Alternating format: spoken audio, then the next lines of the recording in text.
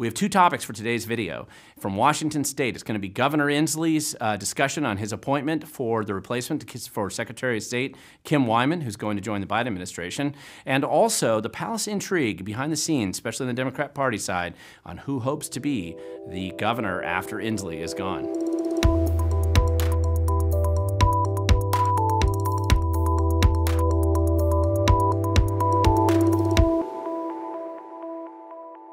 Thank you for watching. My name is Glenn Morgan, and this is We the Govern. And as always, I start out most of these videos just with a quick trigger warning for those who need it, that nothing in this video has been approved by Inslee's Ministry of COVID Compliance. We know we are under Governor Inslee's eternal lockdown orders that will never end, and he's going to keep this emergency rolling forward as long as possible. And although I don't plan to talk much about COVID in this video, it's important to know that nothing I say has been approved by Governor Inslee, so please stop watching if you're worried about what I might say. And the main topic going to the city of Olympia here, where the state capitol is located, and the palace intrigue and the issues going on behind the scenes. And we're really going to be talking about Inslee and Secretary of State Kim Wyman's appointment to replace her now that she's decided to join the Biden administration and abandon Washington State. So first I want to talk about kind of this palace intrigue about what's going on behind the scenes. Many people know that Governor Inslee is the governor today, but we don't know how long he's going to be Washington State's governor, since he seems to be angling for some kind of appointment in the Biden administration. And we don't know how deep the Biden administration is willing to dig before they finally get to the bottom of the barrel and make a decision that they may need to throw Inslee into some kind of position back there. But he's clearly jockeying for something, and whatever it is, he seems willing to take it, since he's wanted to go back to D.C. for quite a while. And so we'll see how it operates moving forward. But that essentially creates a potential for a vacuum. And we have a number of candidates in the state on the Democrat Party side right now who clearly are angling to step in and take over, if they can, after Governor Inslee goes back to D.C. Or if the Biden administration realizes that they don't want him back in D.C. either when Inslee steps down after his third term. The first one is Attorney General Bob Ferguson. The other one that's obvious is going to be Dow Constantine, King County Executive, and Hillary Franz, who's the Public Lands Commissioner. Now, all three of these people are, it's not a mystery or a surprise, they've all attempted and put their name in the hat, and they were planning to run in 2020, and they were raising money, in fact, for that campaign back then, until Inslee could only get 1% in the presidential primary and became obvious that it was a hopeless cause, and he decided to come back to take his old job in Washington State. And so he forced them to, all three of them, to abandon their efforts to run for governor. I would love to have known what those conversations were like behind the scenes. It couldn't have been fun or happy for any of the three, but nevertheless, these are the people who are planning to they're jockeying right now to run for office when Inslee is no longer in their way.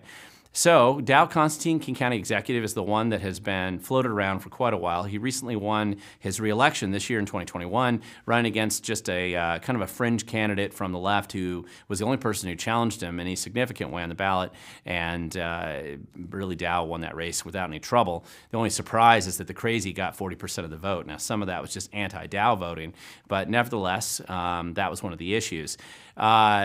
Unfortunately for Dow, it's widely believed within the Democrat Party and insiders in general that he's just scandal-plagued. He's got a lot of issues that he's going to have to deal with, and the issues that we don't know about publicly, the ones that haven't already been covered in the papers, are likely to come out if the guy actually decides to run and face off with these other people. And so it's likely that Dow is probably going to be more comfortable just sitting back, sitting in his seat at King County Executive.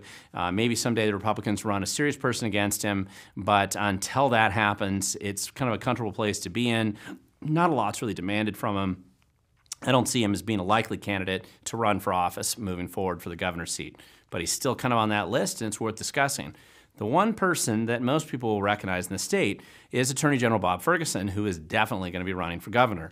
This has been a lifelong aspiration for this guy, and he views himself as the chess master because he likes to play chess. And I don't know that it's quite at the level of Queen's Gambit. I'm sure it is in his own head, but that's what is going on right now, and he believes he's positioning himself to run for that seat. Since he does already currently occupy a statewide office, he's raised millions of dollars. Most people giving money to him now have a belief that they're kind of betting on the fact that he might be running for governor soon. And his most likely challenger is going to be Hillary Franz, who's currently the Commissioner of Public Lands. What's interesting about this is that you got 2 statewide office holders already. They'd already declared, so it's not a surprise that they'd be doing this. And they had to back off when Inslee came in before. They're both tied into fairly big sources of money. Both of them have raised a lot of money, more for Ferguson, but Hillary Franz is no slouch. She's got a lot of elite kind of political insider, trust fund type folk, billionaires up in Seattle. And so between the 2 of them, they can raise a lot of money. But what happens right now, when they don't really know for sure when that opportunity is going to come, so they're just going to plan for 2024, which would be the normally scheduled election cycle for a governor's seat. What happens is behind the scenes, they start doing the whisper campaigns, and that's what's going on right now. Both of them are trying to undermine the other using proxies, using stories, whisper campaigns. You know, Hillary Franz likes to burn the forest. Bob Ferguson is a dishonest guy who ignores real problems and focuses on going after, wasting time going after Trump, which probably gets him votes on his side, but also just squandering the energies of the AG on things that don't really matter and ignoring big issues that really do. So there's going to be a lot of fighting going on behind the scenes, mostly quiet. Public won't see it. The only thing you might see are leaked stories that insiders start to dump on each other as you hear scandals coming forward. So when you hear those things, you read them in the paper. Don't think that journalist really did any work. The reality is somebody handed them a pre-vetted story, prepared story that they wanted to use to behind the scenes to attack the other person. And so that's definitely going on right now, and it'll be interesting to see where it goes. Obviously, it could be somebody entirely outside of this crew who decides to jump in this mix because they think they can fundraise or take them on. But at this point in time, this is what we're looking at, and it's going on behind the scenes as we speak. Now, when I started this video, actually, or when I was prepping for the video, I should say, the governor had not appointed anybody yet for the Secretary of State seat that has been vacated by Kim Wyman. So I had to make some quick changes just before I went to the studio here, because an hour before the video, they inevitably, that's when he made the announcement. So I had to go back and make some changes. I haven't had that happen before, but that's what happened in this case.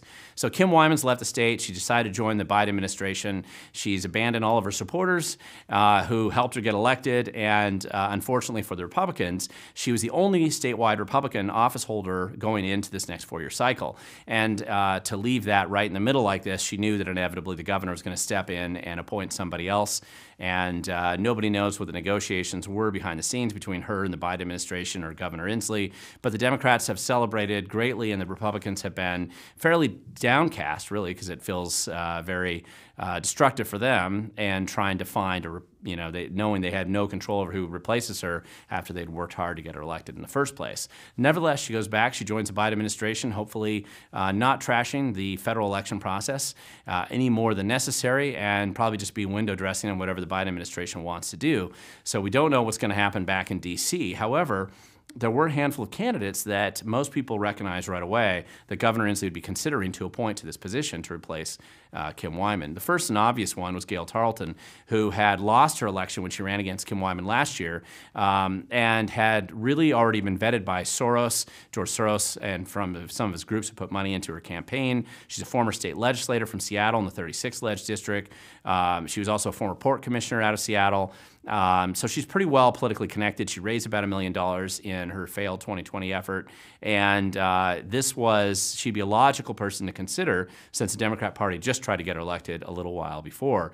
And she was not chosen. The other person that was on the short list was Thurston County Auditor Mary Hall, because most of the Secretary of States over the last few decades have come out of the Thurston County Auditor's office. Kim Wyman, Sam Reed before her, a number of these people over the last number of decades had, and they were Republicans dominantly, had come out of the Thurston County Auditor's office. And so when Mary Hall won the auditor seat a number of years ago, most people recognized that this was kind of a stepping stone for her preparing to move up for a potential run for Secretary of State. So it would be logical that they'd consider her as a person to be appointed to that position. And unlike anybody else in the short list, she actually had some experience with elections. She had a Pierce County background where she worked in the elections office there. And Wyman had just given her an award a few months ago, so that was probably some of the payback to the Democrats, trying to set up a couple of their people so that they'd be prepared to run for Secretary of State. And one of the things that I'd point out years ago in some of the articles I've written about her is that she was one of the last candidates still in public office who was funded by J.Z. Knight Ramtha who J.Z. Knight's the racist hate cult leader that I'd exposed back in 2012 for the racist speeches that she gave and all the cash that she had funded into the Democrat Party before the Democrat Party decided to break their ties with Ramtha after those videos were released. And Mary Hall was one of the last people who'd still accepted cash from that and never returned it. So she was on the short list but not chosen. Instead, the person who was chosen, who was on the short list, but only insiders I think really knew that this was going to be a potential, was State Senator Steve Hobbs. And so literally a couple hours ago, the Governor Inslee announced that this is who he appointed.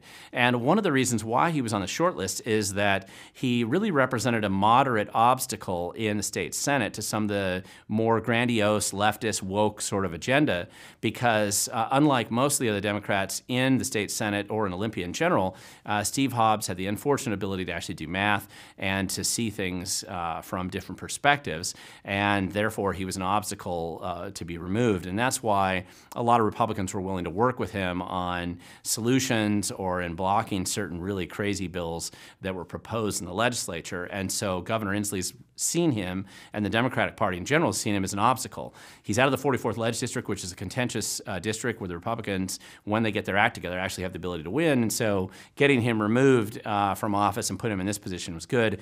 And they could appeal to the fact that Hobbs has always wanted some kind of statewide office. He's had that ambition for a while. And unlike, he has an unusual background for a Democrat because he actually has military background. So that was something else that makes this appointment kind of interesting. Of the three, he was probably the least extreme of the three options that Inslee really had to consider here. So the other benefit the Democrats get by putting Hobbs into Secretary of State is now they get to appoint a more pliable and controllable senator in the 44th Leg District. At the same time, that also means that in 2022, as the race for the 44th heats up, the Republicans may have an ability to, if they got their act together, which may be rare, but if they did, they could get a new state senator here that normally you wouldn't see them challenging Hobbs in a serious way.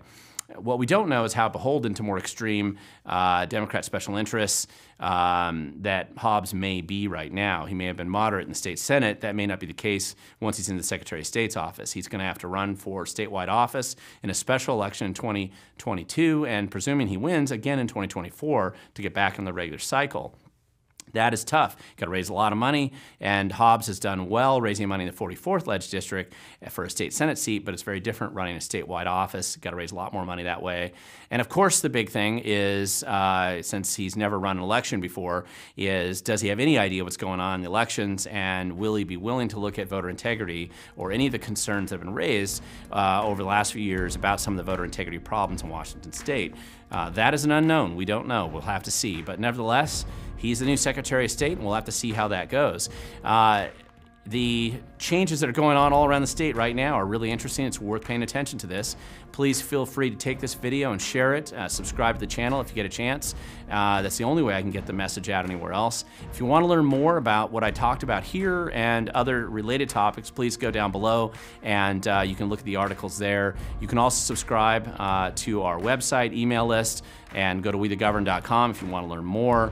And I just want to remind everybody, getting involved in politics matters, because even if you don't care about the political process, it cares about you, and it's going to have an impact in your life, whether you like it or not. So the future belongs to those who show up.